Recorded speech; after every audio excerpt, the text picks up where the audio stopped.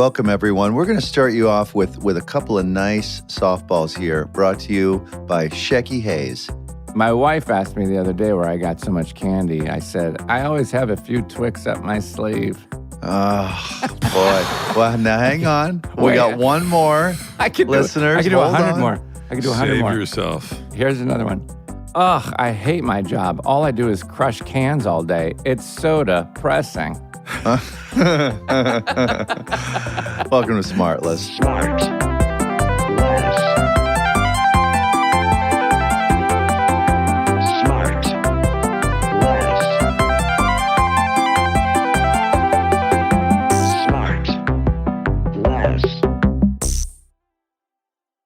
I went to go see a Broadway show last night, Shawnee, and I thought about you. What'd you see? I saw Oh Mary. Oh, and? You did see it. I did. It's the best. And Okay, I was going to recommend it to you, but yeah. you've seen it. Yeah, I've seen it. Yeah, it's great. Did you think I loved it? I thought it was one of the funniest things I've ever seen in my life. I was thinking about you the whole time, thinking, "Oh my God, Sean's going to lose his fucking mind on this." It so it seemed funny. like he's. Yeah, I mean, I know he didn't, but it seemed like he's watched you do 1,000 of your funny bits in front of us and stolen them all. No. Cole's an original. He's great. Cole Escola stars in that's Oh the Mary. show I was telling you guys to go see in March. Yes. Will was. Well, hang on, guys. Will was first. Yeah. I didn't go. Have you not seen it yet, Will? You'll pee in your pants. It's So it was off Broadway then. Yes, now it's on Broadway, Yeah, it was at and the it's Lortel. Yeah, Cole Escola plays Mary Todd Lincoln, who's an alcoholic wannabe cabaret star, and Abraham Lincoln. Abraham Lincoln doesn't let her leave the White House, so he hires an acting coach for her, so she could just explore her artistic side. don't reveal anymore. Okay, that's it. You're gonna Yeah. do those spoilers. But how about the end? How funny was that? It's fucking great. It's the whole thing is incredible. Yeah, It's really funny. Yeah. Willie, you got to get on it. Oh, no, you I got to really get wanna see expose yourself to some culture. Get out of. Wait, did Franny see it? She did. She and I we had a date night. Did she like it was it? great. Yeah. What do you got your hand on a bug there? You pulling out? Yeah, I just got to pull it up. Sean's got 3 hands in his hairdo right now. No, I had a mole Just removed. step on it. Make sure you step on it. Look at that. You don't have to do it while we're doing the Yeah, just No, try I not had to it. pick your scalp while we're Why working. didn't you could have I done had it to before, take or it you off could have saved it after. We wouldn't have known. I forgot to take it off this morning, but I need to let the air get to it. How was your mole removal? It was good. Painful? Yeah, no, it wasn't painful. It was just it was big, man. It was honking, and he scraped So it this off. was as a result of just Age. Well, you went in and you got yourself combed like a cat. You got checked for all your skin cancer Yeah. hotspots. So but they You mean grew like out a of- chimp? You mean Yeah. like when they do like that? Everybody's got to do that, by the way. We're joking, but get yourself in there and get yourself checked if you're of a certain age. It's true. And 'cause there's vote. we do a lot of damage vote. when we're like vote. 20. And get out there and fucking Yeah, vote. and then go ahead and vote. or vote at the place you get checked. Whoever. By the way, that'd be great if they did that while you were waiting. Yeah, vote. Here, They fill ought to this do out. stuff like that where you can bring back shit where you can kind of get a bunch of different shit done at once. You can get a Yeah. moment. Or how about just declare Election Day a national holiday? And Yes, let me tell you that's what we something. should do. I know No our kidding. surprise guest is a Yeah. female. I can tell you that Yeah. right now. Uh-huh. I can hear her enjoying and giggling. There's another is. one. There's another one. She is. But yes, it should be a national holiday. Obviously, it should be a national holiday for all the obvious reasons. But at the same time, imagine if you could, on that day, get a bunch of stuff done. You could if you wanted to get a Brazilian, you could do that do too. that. Oh, You do here we whatever go. you want. Shampoo. I'm just saying, if whatever your thing is, Shampoo, and then in the back, Shampooch. you can go ahead and get yourself your shampoo. yeah. so that was Ali's bit. My buddy Ali No, used to but do wait. shampooch, and in the back you bring your pet, and they get a shampooch. Yeah, in the Anyway, front, wait. it's a you can Brazilian. get your dog wash. Yeah, it's no, the front. I think shampoo. it depends.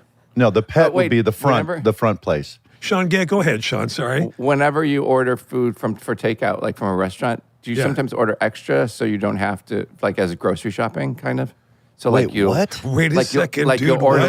like I was just getting a Brazilian, and now you're talking about No, but like, shopping You're- via. now you're talking about getting cash back when you get to groceries. What's going no, on? no, no. When you Yeah, order, can I get when you- $18? What are you doing? No, when you order takeout from a restaurant, sometimes Mm-hmm. I'll order an extra meal or something, put it in the fridge, so it's as like my quote grocery shopping, so that I don't have to, so that I just have a meal I can pop in the microwave. Wait. How long have you been in What? college? What are you doing, man? It's true. That's what I do. Instead of grocery shopping, you just order an extra meal. America, this is spoken to you by a guy who's got a full-time chef. Yeah. No, Okay? So, no, I don't. My full-time chef is me and Scott. was it 5 days a week? Sorry. Oh my So God. is she offended at all that you're doubling up at Chin Chin because you don't have confidence in her? No, you Fucking just Shawnee, do it. I never knew this about you. This is phenomenal information. Always order an extra meal. Is this your way? Because sometimes you feel bad because you've ordered so much food, so you justify it by saying it's for tomorrow. Yeah, something like that. Yeah. Wait, Shawnee, are you in New York? Is that New York behind you? Yeah. Oh, how come we're not hanging out? What's going on? Well, because you work every day 17,000 hours. Oh, yeah. But if you're not, JB, how you liking the weekend in the city, JB? It's the first weekend you've been there for a while. I'm not crazy about it because I feel like I'm missing, my wife and my youngest daughter back in LA. I should have gone back and picked up Maple from farm camp where she was living at farm camp for a month up in Northern California, sleeping outside in a tent and taking care of Can her. I just say, and by the way, I think the farm camp is amazing, but can you imagine going back 150 years, bringing somebody back from the past, and they come and they go, who working on a farm, and they're like, what's this? And, "Oh, it's farm camp. It's a camp. Oh, it's a bunch of kids from LA and New York because they don't know Trying what to get they're exposed. they're coming here to play farm. And they're like, Old timey. and these kids are slaving away. Yeah, Right. it's They're like, fun. did you go to school? Yeah, I went to school all the way till I was 9. yeah. You know, working on the farm. Farm She camp. had kitty chore. Guys, listen, we got to get to our guest. She's just sitting here listening to us, wasting our fucking time. And Sean, you're going to love this because, she's done a lot of iconic stuff on TV, stuff that I can't really mention, even stuff that was my favorite. But she's done a lot of theater. She's been nominated for a bunch of Olivier. She played Blanche Dubois in Streetcar. British. To She's great British. acclaim she's sort of British, kind of was raised there, then moved back, and now has lived there again for years. Well, she was on originally but born in Chicago. Okay. Sean, do you think she might have a story about maybe something crazy that happened on stage? Theater, Oh my God, you backstage. She better get ready with She that. better get ready Yeah. with a story. With Do you a funny remember when we theater used to all story. hang out at Haney's? And did you ever go to Haney's in Chicago? And then, so she's won all these awards. She's been nominated for all this Haney's. stuff. She's done dozens of films, but I loved her in that amazing series, The Fall. But I also loved her in the amazing series, The Crown. But I also loved her as, and everybody else did, as Wait the a minute. amazing FBI special agent Dana Scully. Guys, please, it's Gillian Anderson. Gillian Anderson's in the. Did you almost say special anus? I think you almost said special anus. Well, Scully. that's what the notes gave me. And I made the correction, but they sent me that. Hello, Oh Jillian. my God. Hi, you guys are hilarious. Oh my God, you guys are so funny. Thank you so much for being here. This is so cool. And joining us on this blessed day. So Jillian, you got. Go ahead, Sean. I was just gonna say I've been such a fan for so long. I mean, I know you hear this all the time. I love all of your work, Thank but you. you know when you're a young But the person, one that really disappointed. Sorry. no, just when you're a young person and stuff stays in your DNA, the X Files is part of me. So Interesting. therefore, you are a part of me. So thank you. Well, yeah, I get it. The Thank truth is out there, I can Sean. feel that. I woke up this morning feeling like I was part of you. What are the I wasn't questions sleeping that close to you. What are the questions that you weren't asked about X Files when you were Jesus. publicizing that? I remember one time being after one of the awards, standing backstage. You know where they take you backstage, and then you've got the tier of tiers of press back there. Right. And from the back row, somebody said, "Do you believe in aliens?" Which, of course, by that point, I'd been asked every some billion second times, of my yeah. life, and I think Right. I might have said, "Are you fucking kidding me?" Sure. I think I literally, out of my mouth, I was like, "Really? That's what you're gonna fucking ask me?" I'm standing my here. God. Sean, you do though, right? absolutely do. You believe there's probably something out there. It probably doesn't look like the egg-shaped head, but it's probably some sort of. Anytime anything is on TV about is there or isn't there, I watch it and I'm all into it. Right. Do you? And what is it, Sean? You find it like interesting. You find it exciting. You're hoping you want to get out. Are you trying to get off this globe? Yeah. No, I just think it's fascinating that the whole concept that we come from something we don't know. So, and I think there's answers there that What Hold if you on. got? I'd like for you to get abducted, like they reveal themselves in you, and then they start to like murder you. You're like, I thought you'd be fun and interesting. But are you saying that you think that alien life form, Sean, might be responsible for the start of By the way, mankind? jump in anytime you want to here. I do Jillian. believe that. Wait. Whoa. Part Guys, of me believes that. Part of me believes that. Yeah. Wait. That mankind came from a higher, sort of more complex life form of sort of aliens and stuff, as opposed to the aliens and mankind coming from sort of like a godlike creator. I'm open You to think both. we come from the aliens? I'm open to both, but I lean towards the alien thing only because did you see Prometheus? Did you see the movie Prometheus? I think so. You mean the Hollywood feature film?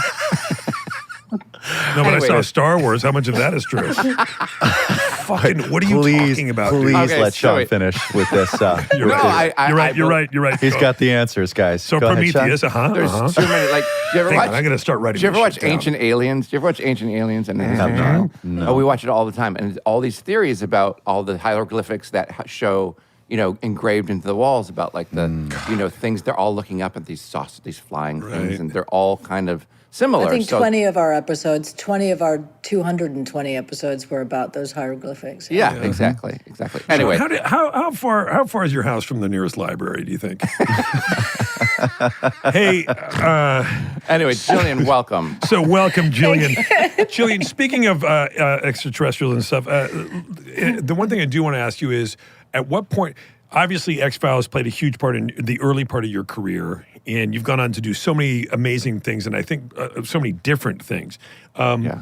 I But love I wonder, The Crown too, by the way. I loved it's it. one of those things, and Sean, you could kind of know what this is like, and Jason, you do too. When you do something that is such a sort of hit that crosses all demographics, et cetera, at a young age, what when you look back on your experience as X-Files, is it a positive feeling? Are you like, oh, that was the greatest thing, or did it open all these millions of doors, or Or is it? Oh, just this is what I'm using as a platform or something. It was, you know what happens when you're on a long-running show is everything becomes so enmeshed and not incestuous, but you literally feel like you're living and breathing this, the entire crew, the entire experience. And so I think by the time we were done after, we did 9 years, and I think I was well ready for it to be over. And it took me a while to properly think of. I think I compartmentalized it. I so wanted to get off it and start doing the things that I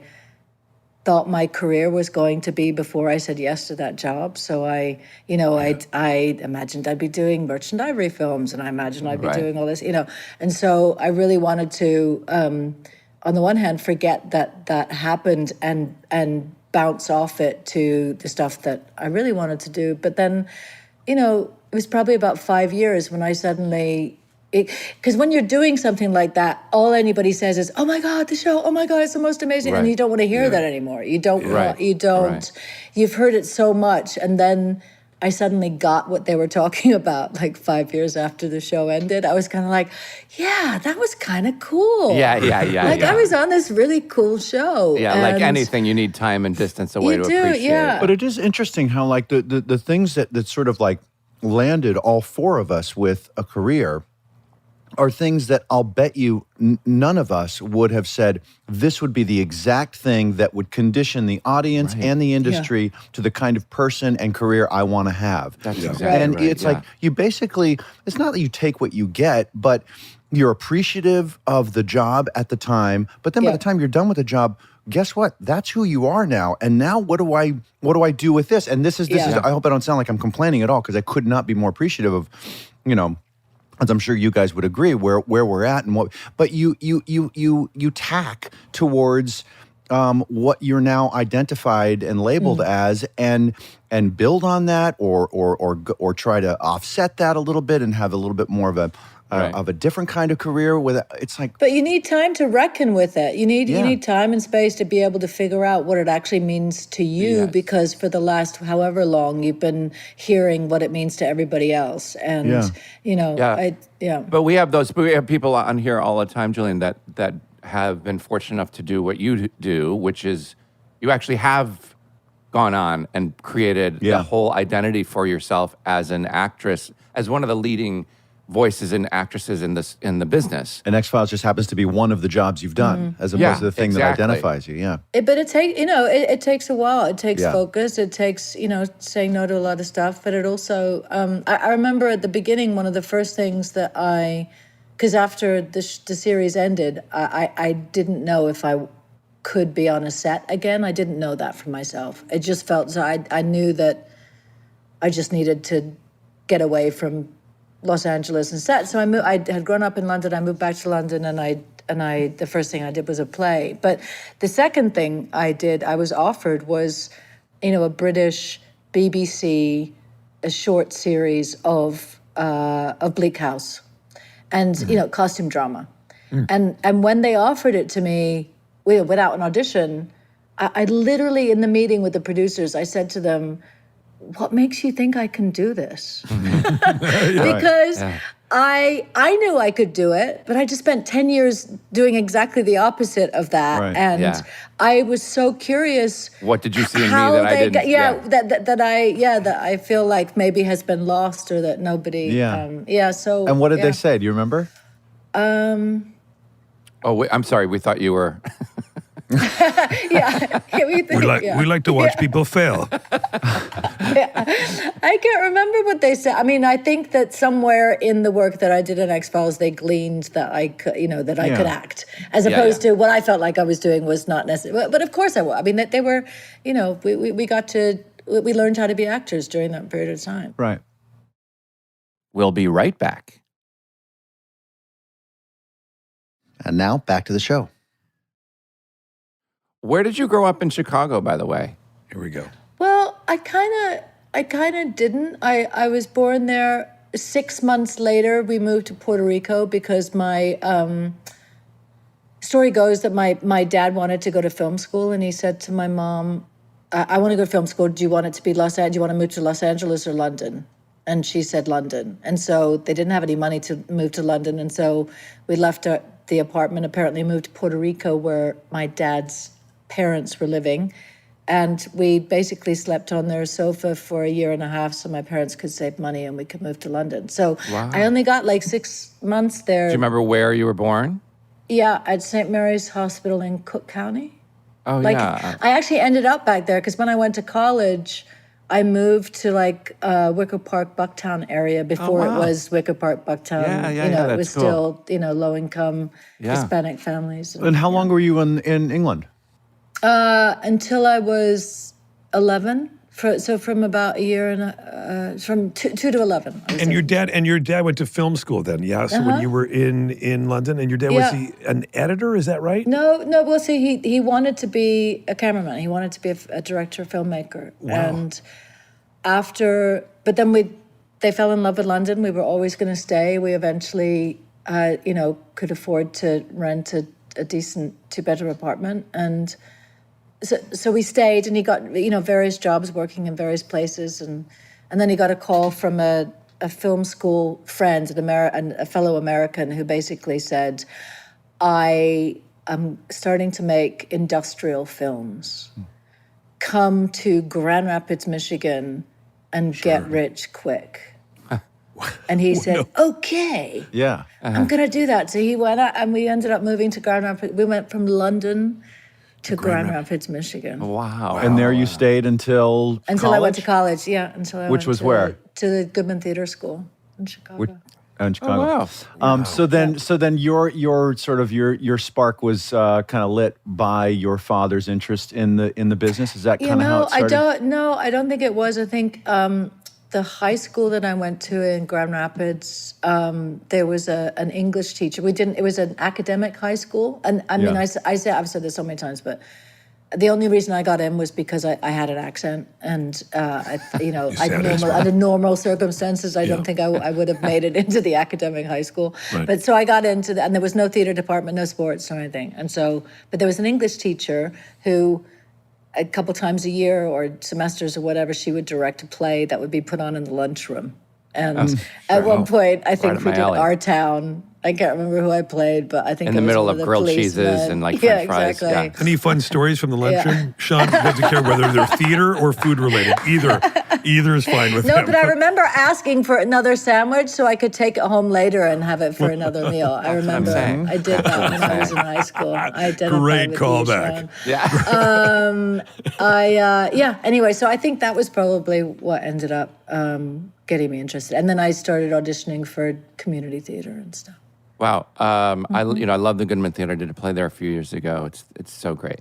But and they're great people. What was the first gig that you got that you were like, oh, you know what? I can really do this. I think that not I can do this, not that I have the ability, but this is going to be, I can have a life doing this. I can have a career. I can make a living. Well, I think one of the community shows that I auditioned for and was cast in, it was the first time that I was properly doing something, professional, and there must have been, I think I suddenly felt like, oh, I can actually do this. Like I can do this. There is something I can do.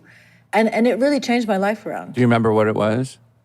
Yeah, it was And a Nightingale Sang. It was a British, I think a World War II play. Yeah. And, but anyway, the applause or whatever got to me. How old were you? 16, I think. Wow, 16, that's young to have that kind of... Well, all of a sudden, before that I was sitting on the back steps with the smoking weed in my lunch breaks and not doing my homework. And suddenly something in the inspiration and feeling like suddenly I had a purpose, it kind of shifted everything around. And I started doing better in school and I was voted most improved student, and suddenly I was. It's kind of a backhanded compliment. Yeah. When the I'll only way take is it. up. Yeah. Hey, you know what? You're not an idiot. Hey, but the reason I Precisely. ask that is because, like, JB, you grew up doing this, so you always knew that it was a viable thing. But for people like us who don't come out, who weren't born into it, there is that moment. Sean, I don't know. I asked you the same thing, which is that moment where you're like, I think there are plenty of people who I grew up with who never thought that I would ever be able to make a life out of doing this. You have lots of good friends who go, yeah, you could. But a lot of people are like, yeah, nice try. It's a big fucking scary world. Like, Yeah, well, good my luck. dad, I think when I started to audition for theater schools, I auditioned for one. It didn't occur to me that I wasn't going to get in. Like, I didn't have a plan B. So I auditioned for the Goodman Theater School. Meanwhile, I only take 20 people every year. I don't know what I would have done if I didn't get in. But anyway, my dad sat me down and said, this is an impossible career to get into, and you've got to have a backup. And he was trying to convince me to study word processing because he knew that computers were going to be a thing, and that I could always get a job on the side when I wasn't acting or able to act or getting hired, so that I'd be able to teach people how to do to help them on their computers, which is a fantastic piece of advice Sure. for somebody else. It just, there was no way in hell that I was gonna my brain just doesn't work that way. But it was a great piece of advice. Yeah. And the kinds of things that I'm saying to my sons right now, you know what I mean?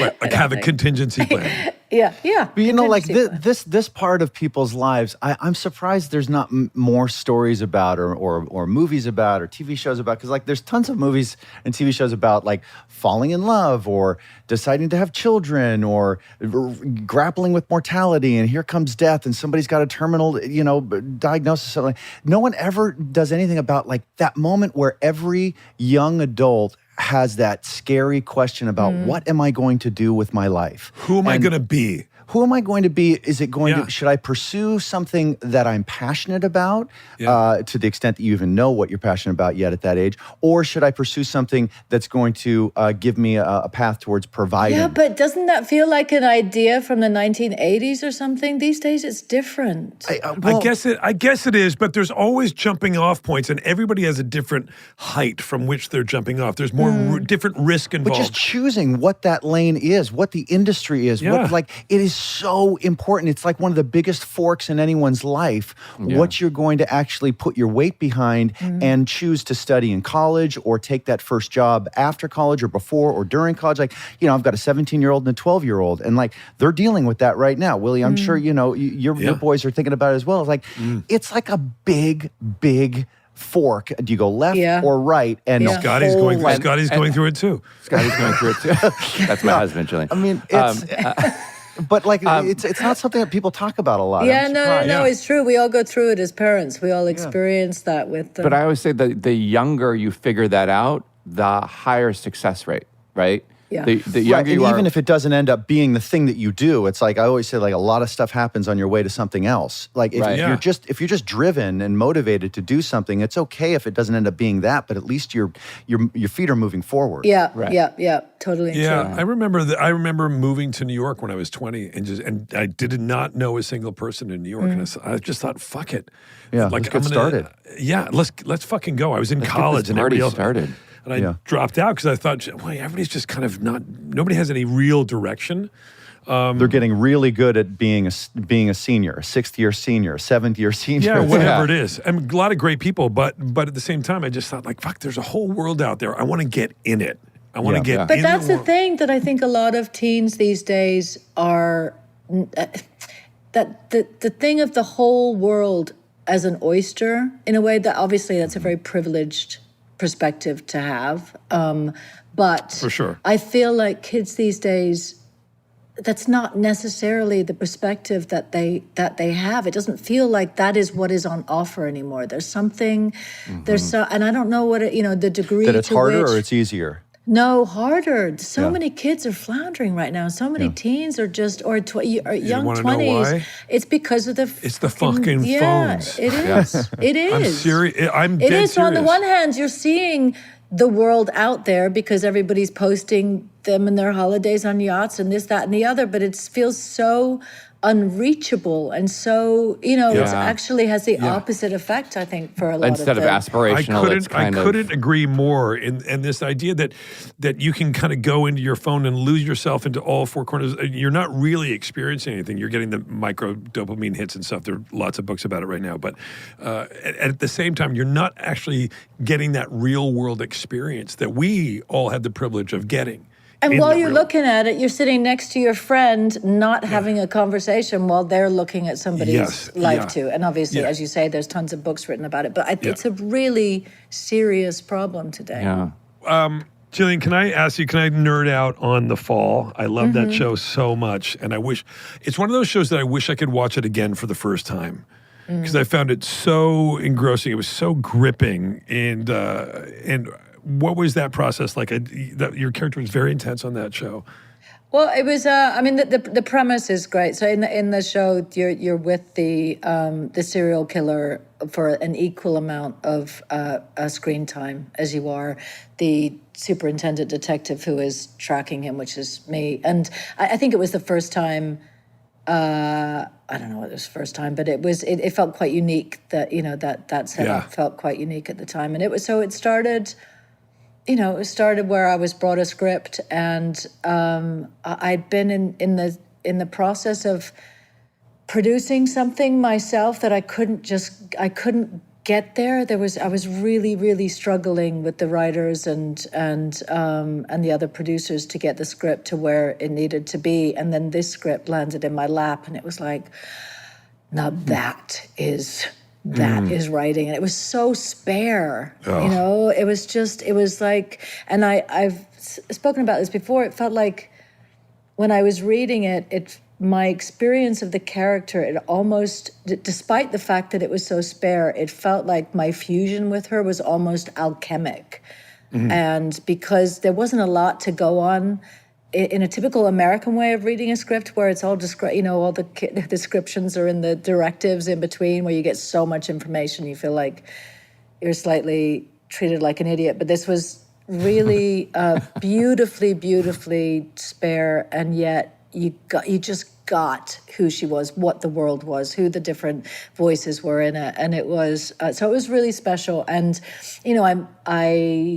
I met them and the the producers and the director, and And it was a fantastic experience. You know, I'd just come off of, I don't know which version of which Hollywood thing I had just finished doing, but all of a sudden I was in Belfast shooting this little series, and it was a real collaboration. You know, I went from being on something where I was so detached and so not part of the creative process to all of a sudden being with these guys in Belfast and really immersed and included in the conversation. And, you know, in the end, got to make notes on the edit and all that kind of stuff. So it was the first time that I was being allowed into that part of it. And, you know, if I wanted to go back to London, you know, it was a matter of texting the travel coordinator as opposed to sending an email to somebody at Fox, and a month later they tell you that yes, or you can and cannot take that flight. So it felt like the whole experience of it was like, this is what this is the real thing, you know. This is what I want to do. This is what I want to do. And it, you know, she was an extraordinary character. I felt before it aired, when I started to do press, I remember saying to the press who hadn't really seen it yet, you know, they do or they don't watch the screeners that they're sent. And I kept thinking, she's really good for women. Like, she needs to be out there. There's something about her, I think, that is going to be incredibly empowering for women. And I don't think we've seen someone like her before on the screen. She had the same sort of impact to me as DCI Tennyson from Prime Suspect. Yeah. There were a lot of similarities, very very strong. I mean, you bring a lot of strength to your characters. You played a bunch of very strong characters throughout your career. You know, including Margaret Thatcher. I was going to say, you kind of go from that to, not directly, you do stuff in between, but then you play Margaret Thatcher, which in The Crown, to great acclaim and really just a wonderful incredible performance. Thank you. And I just think like that must brings with it its own set of risks and challenges and terrifying burdens, and you invite a tremendous amount of criticism, right? The thing is, those kind of things come along, and you can't not say yes. I mean, you can't. You know what I mean? I think I've always. You have to say yes to those things and then deal with your fear afterwards, almost. And, you know, it's the same thing with doing theater is saying yes to things that are terrifying. And then at some point when you're halfway through rehearsal, you know, you're feeling like, what the fuck was I thinking? Like, what made me think that I could do this or that I should, and now I'm stuck and I've got to do this in front of 1,000 people every single night? Like, what is wrong with me? Or then it's over and you've crushed it and now you've got the confidence and now you're ready to take on even something bigger the next thing that you get to Yeah. say yes to, because, that's what it's Yeah, I've about, always thought right? that the confidence about stuff lives on the backside of actually doing it. You know, Yeah, like that's it's interesting. completely appropriate that you're fearful beforehand, and that you shouldn't worry about the fact that you're not confident going into it, because confident lives on the backside of actually Like once you've executing done it, you're Yeah. kind of. And then it gives you courage enough to say yes to the thing next time that is even Yeah. a bit scarier, or a bit, or you know, one of the, or you don't worry about the result and you just do the work. Oh, Sean. Amen, brother. Thank you. Thank you. I think for Thatcher, it was a bit of that, which is, okay, I'm going to do everything I can to try and succeed with this. I'm going to start working on it a year in advance. I'm going to study everything, watch everything, read everything. Yeah, you do the work. And then you show up and you just do your best job, and you don't know until afterwards whether people are going to go, oh my God, did you see that piece of, like, what was she thinking? Yeah. We'll be right back. And now back to the show. Do you remember that first day of being there with the hair and all of it and thinking like, here we go. Fuck, this better fucking work because I am out on this motherfucking limb now. And, What's and amazing Jillian, is- I passed on it, just so you know. I was first You didn't choice. agree with the wardrobe though. Yeah. That was why. Yeah, I mean, But the thing is, you see her silhouette. You see, you know, the minute the wig goes on, and and you get into costume, and you see the silhouette. The silhouette alone, I could have talked like Daffy Duck, and you would have believed I was Margaret Thatcher, because the silhouette was so spectacular. Had you already been living in England for a while before you started doing that? Yeah, I'm. So we finished X-Files in 2002, and I moved to the UK, back to the UK. We were always going to move back again when I was a kid, and we just never did. And so, it was always a dream of mine to at least be, part of my life to be back there. So I went back and I did a play, and then stayed. And so I've been living there since 2002. Wow. And was there extra pressure playing Margaret Thatcher being a resident now? Like, because, being in America, you could play Margaret Thatcher, and maybe if it did go sideways, you'd get a little more space between, those who might criticize. I think so. I think because, most of the theater work that I was offered as a young person were British plays. I did The Philanthropist, I did Absent Friends on, off Broadway. I did all that. I kept because of my accent, because that was basically my first way of speaking was with a British accent. So that was easy for me. And so I was living in the UK. They've kind of adopted me from quite early on of being back there as a professional person post X-Files as being they've taken me on as being one of them in a way. But playing somebody that has that iconic history there in that particular country. She is such a divisive character. I mean, people feel really, really strongly about Margaret Thatcher, and not all of it is positive. So in playing her period there or from over, whether we shot it in the States to be aired there, it would be the same reaction. The people that hate her still hate her, and the people that love her still love her. Yeah. Got it. It's interesting. Jillian, just talk to us for a second. It's quite a responsibility being the person who asked the secret person on. You got to keep the show going. You got to have some questions. You got to kind of keep it moving a little bit. Well, I want to talk to you about your book, Want, and I wanted to ask if it came post doing your show, Sex Education, or prior to. How did that all? Yeah, it came. So in Sex Education, I play. It's a Netflix series. We did 4 seasons. I play a sex therapist, and in the process of, or during the period of time of being on that show, my character's house is filled with sex paraphernalia and pictures of vaginas and penises and all kinds of, tantric stuff on the walls. And I kept taking pictures. And so I kept wanting to post these pictures. And the girl who does because I don't post things myself, that does my Instagram, she kept saying, you can't post it. This is like a penis. Instagram is not going to let you post a penis. Sean, is that true? That is not true. I can tell you that is untrue. Okay. Anyway, I started posting them anyway, and I would do like a yoni of the day or penis of the day, and then people would send me pictures of penises or yonis in nature, like a poodle with the, nice. it was nice. So it started this kind of thing. Penises in nature, yeah.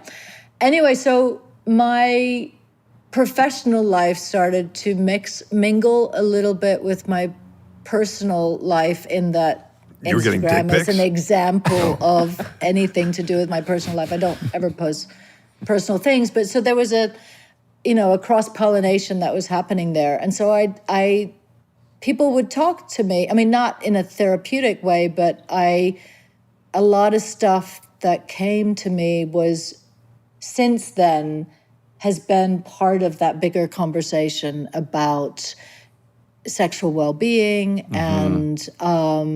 and particularly for women. And so in the 70s, Nancy Friday wrote a book called My Secret Garden, and she did the introductions to chapters, and she invited women to send in letters to her about their sexual fantasies. And it was a book so anonymous letters from women, particularly, mostly in America, writing about their sexual fantasies. And it was like a #1 book. All of a sudden, everybody wanted Good it. idea, Women were actually. carrying it in their purses.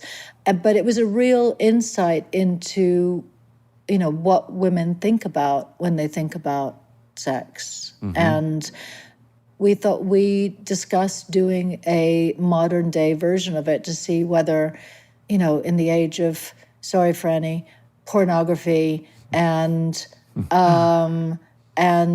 shows like Sex Education or Euphoria or, where everything is out there all the time and you have access to it, to what degree have fantasies, particularly for women, changed over time. And so I put a call out about a year and a half ago to women around the world to write to me anonymously. Bloomsbury set up a portal so that they could do it anonymously. And we collected about 1,800 women started writing letters, and about 800 of them finished them. And then we've put about 174 of them in the book. Wow, that's wild. It's wild. So some of them didn't finish. Correct. I'm just going off what you. Some of them didn't finish. Will. Okay. That is correct. Okay. Yeah. I'm sorry. Yeah. Now, did you notice a big difference between the content of those sexual fantasies now versus years ago in the original book?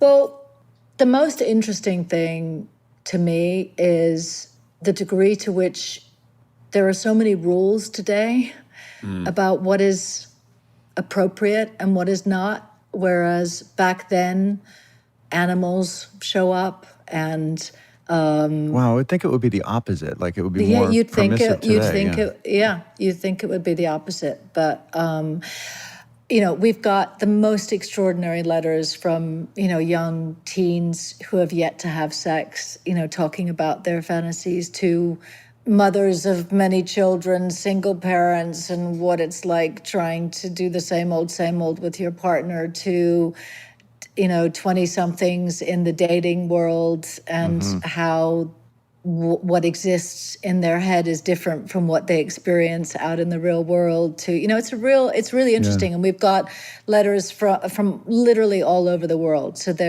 we also ask the women, we also invited the trans community and genderqueer people, and it feels quite egalitarian. It feels The hell does that word mean?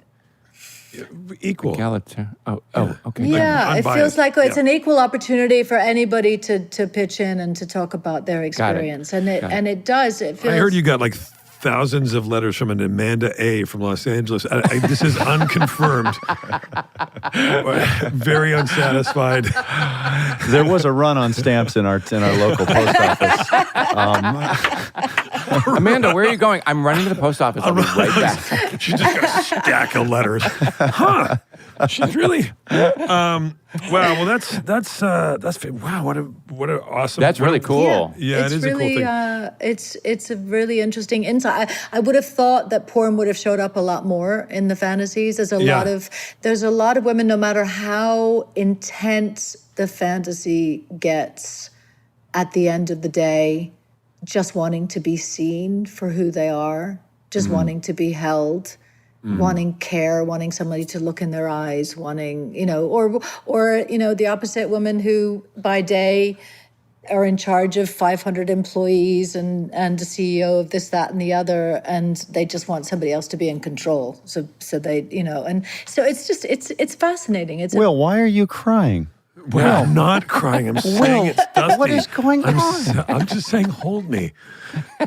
Gillian Anderson, you have been more than generous with your time on what I imagine is your day off. And so thank you so much. Thanks for everything. Been such a fan of yours for the longest time. They're very sweet. Yeah. And your new book, Want, is out now. Did you do an audio version of that book? Because yes, but it's not me. So hey, cool it, Bateman. Do you read the letter? Do you? So I wrote the introductions to each chapter, and I read the introductions. But then there are women, other women who read the fantasies. Got it. All right. Wow. Copy.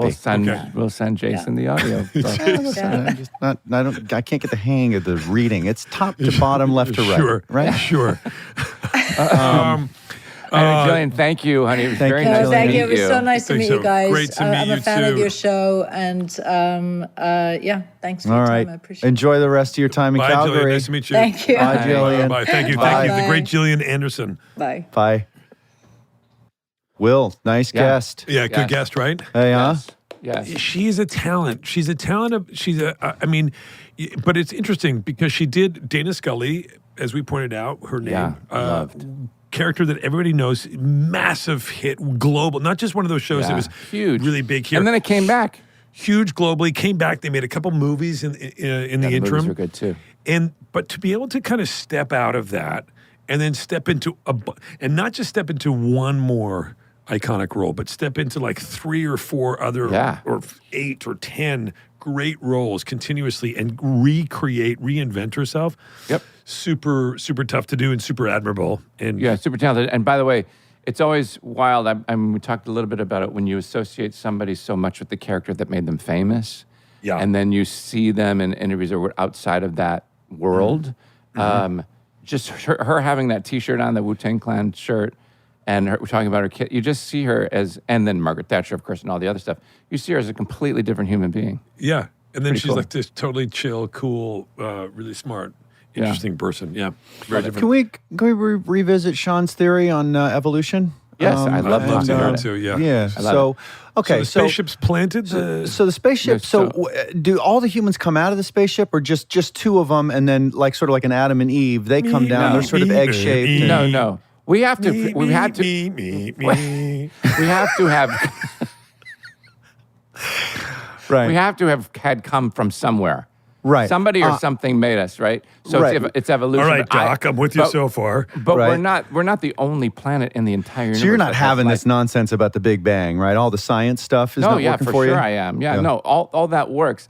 But I'm just saying, we can't be the only species. So because we're not the only species, and there is intelligent life. Like if you don't think there's more intelligent life than us No, out we there, all agree. That's not in dispute. But I think people are saying that perhaps these other the alien life form also came from what was originally created with sort of this Big Bang, and Yes, who yes, I was agree. responsible for the bang? Yeah, but I don't. You're think it's suggesting that maybe the aliens lit that fuse. correct. I don't know if it's a who as much as it could be a what. It could, Or but a I'm open spaceship to anything. with I'm a open to real anything. Yeah. big exhaust system, right? Yes. Just like boom, it was some sort of a backfire. Yeah, But something like that. But you're saying at some point somebody from Tatooine Yes. came here. That's right. That's right. And Tatooine. not from Naboo, because give me a break. No, right. But definitely somebody from Camino and Tatooine. They came in. They're like, hey, Right. let's go. Jakku. Yeah. You're talking about Jakku, not Nobu. That's a Oh, sorry, sushi Jakku. restaurant. Yeah, Jakku. No, Jakku. Yeah, I'm not talking about Nobu, Malibu. Right. You know, it's funny. My cousin, he's from Alderaan, and he. And I'm sorry about his passing. They blew up the whole planet. So They blew up that whole planet.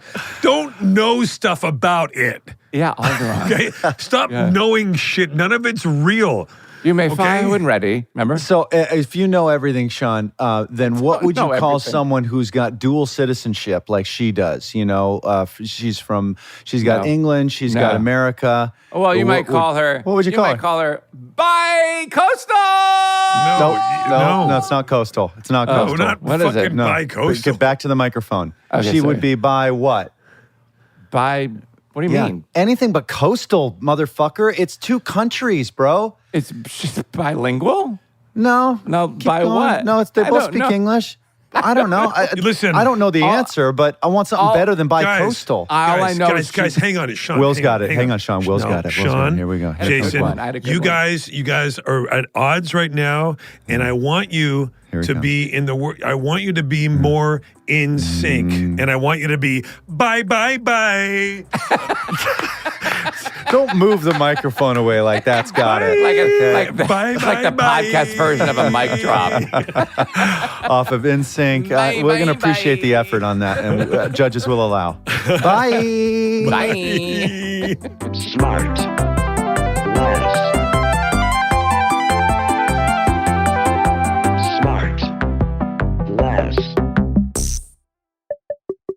SmartLess is 100% organic and artisanally handcrafted by Rob Armjarv, Bennett Barbaco, and Michael Granteri.